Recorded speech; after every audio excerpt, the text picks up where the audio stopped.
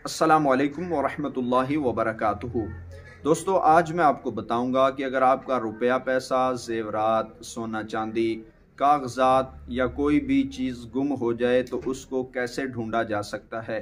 या आपके घर में से आए दिन कोई ना कोई चीज़ चुराई जाती है, कोई ना कोई चीज़ गुम हो जाती है, और ये चीज़ चुराने वाला चोर कौन है। चोर को आप ख्वाब में देख सकते हैं, और किस तरह देखेंगे आप इस वीडियो में बताए गए अमल को करें। इंशाल्लाह इस अमल की बरकत से आपको अल्लाह ताला ने चाहा तो चोर की शक्ल ख्वाब में नज़र आएगी। उसके लिए आपको कुछ हदायत फॉलो करना पड़ेंगी। इंशाल्लाह इन हदायत के मुताबिक अमल करेंगे तो अल्लाह ताला ने चाहा तो ख्वाब में आपको उस चोर की शक्ल दिखाई देगी। सबसे पहले करना यह है कि आपने इस अमल को करने से पहले पाक साफ कपड़े पहनना है, और साफ सुथरे कपड़े पहनकर जिस दिन चोरी हुई उसी रात अगली रात आपने इस अमल को कर लेना है।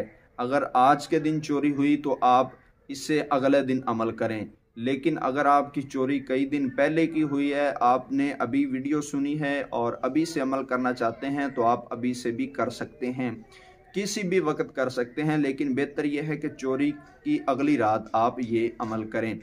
दोस्तों, इस अमल को करने से पहले पाक व साफ कपड़े पहने और उसके बाद आप बाज़ार से ज़ाफ़रान ख़रीद लें। उस ज़ाफ़रान की स्याही तैयार करें और उस स्याही को कलम की मदद से एक कागज़ पर कुछ कलमात तहरीर करें।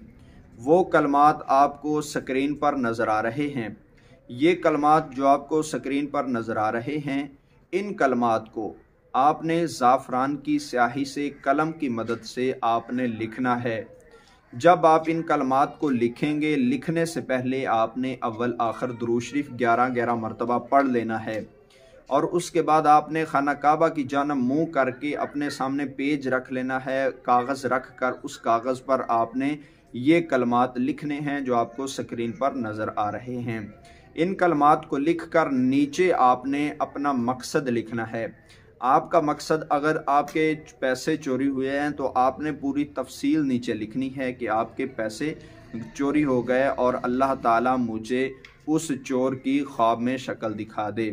आपके जेवरात चोरी हुए या कोई भी कागजात आपके किसी ने चुरा लिए तो उस पूरी इबारत को अपने जहन में रख कर एक लाइन में उस पूरी इबारत को लिख दें, अपने मकसद को लिख दें कि चोर कौन है, पैसा चुराने वाला कौन है, कागजात या जेवरात की चोरी करने वाला कौन है।